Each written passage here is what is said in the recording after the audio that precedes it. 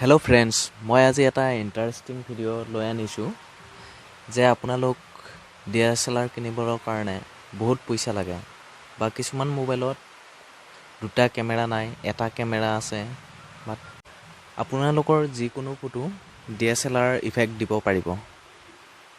DSLR নিচিনা কৰিবৰ কাৰণে আপোনালোক এটা ছফ্টৱেৰ ডাউনলোড কৰিব লাগিব। এই ছফ্টৱেৰটো প্লে ষ্ট'ৰৰ পৰা ডাউনলোড কৰিব লাগিব।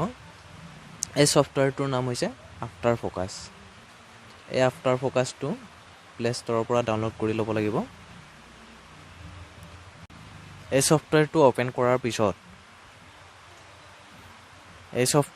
অ'পেন কৰাৰ পিছত এলবামত ক্লিক কৰিব লাগিব। ফটো আহিব। এই ফটোখনত আপুনি আৰ্ট কৰিব লাগিব।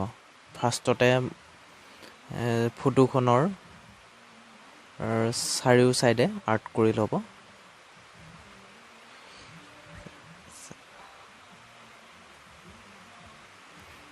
আৰ্ট কৰা হোৱাৰ পিছত এই 3 নম্বৰটোত এবাৰ চিলেক্ট কৰি ল'ব লাগিব। 3 নম্বৰ চিলেক্ট কৰি বেকগ্ৰাউণ্ড আৰ্ট কৰিব লাগিব।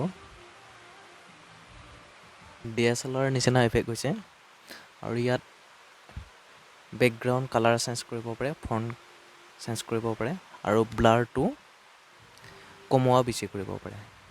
ব্লাৰ কমাবৰ কাৰণে ব্লাৰত যাব লাগিব। এই চিনত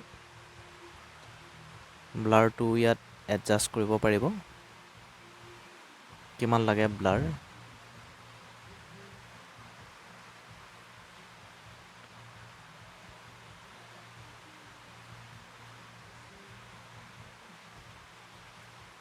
ইয়াৰ পিছত ফিল্টাৰত গ'লে কালাৰ চেঞ্জ কৰিব পাৰে। ফিল্টাৰত গৈ ইয়াতে বেকগ্ৰাউণ্ড আছে, ফৰগ্ৰাউণ্ড আৰু হোল দুয়োটাটো কৰিব পাৰে একেলগে। এইটো চাই লওক।